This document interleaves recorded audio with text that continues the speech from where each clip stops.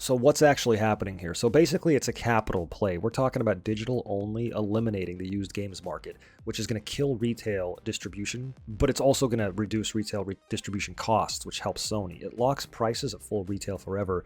Sony's margins go up basically forever. And of course, consumer choice goes away.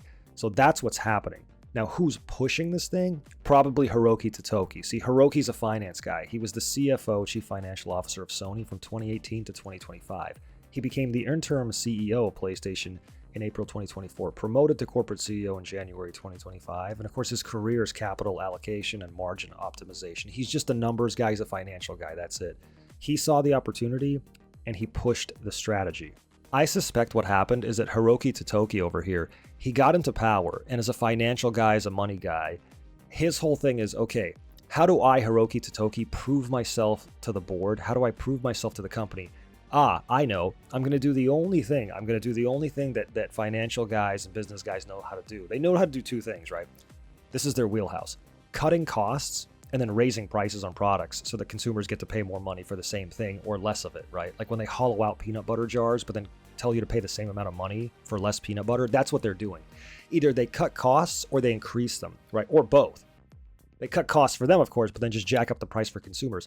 This guy, Hiroki Totoki, probably is trying to prove himself to the company, and he's got this brilliant move to phase out physical and save the company a lot of money, and margins are going to be amazing.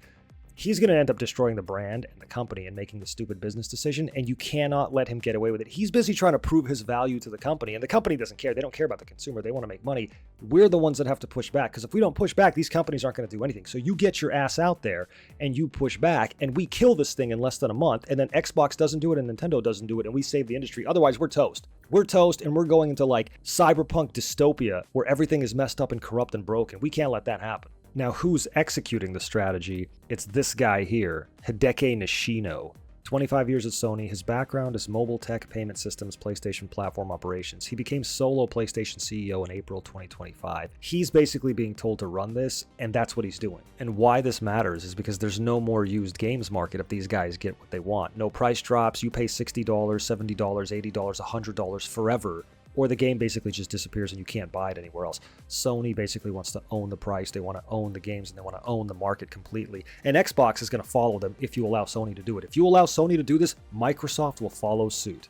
Do not hope that Microsoft is like, oh yeah, we'll save physical games. No, they're going to follow suit, man. They're going to try to cut costs just like these guys. Sony is doing Microsoft a favor, and we can't let them get away with it. And in terms of what are we going to do, what are we going to do in terms of action, you got to regulate it. We have to regulate this. We have to demand consumer protections.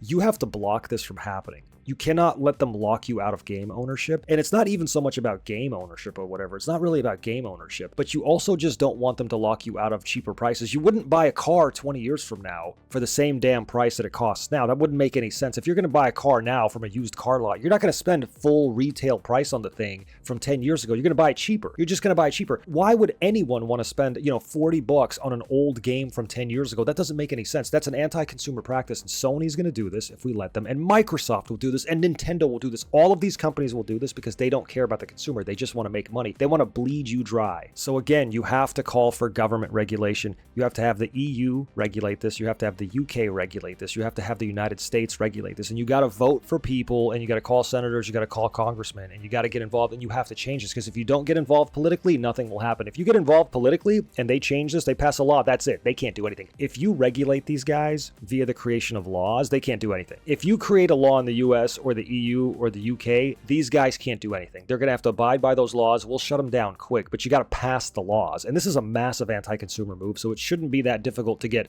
politicians who are like very much pro-people to help people. They're not going to do, why would they do Sony's bidding? I'm sure Sony, I'm sure Sony spends money, just like a lot of other companies spend money to lobby people, but I don't think they're spending that much money to lobby US congressmen and EU representatives and people in the UK. I think you can probably just get the governments to, pass some regulatory laws that change things like this and ensure that things like this do not happen. But you got to get involved. You got to get involved politically, because complaining on Twitter is not going to do you any good. Complaining isn't going to solve your problem. You have to actually tell politicians that you need to do this. And if anybody runs on a campaign of stopping stuff like this, immediately vote for them, because this is the most pro-consumer thing ever, to stop something so anti-consumer is what Sony's trying to do. So that's what we got to do. You just got to you got to regulate this. It has to be regulated. That's it.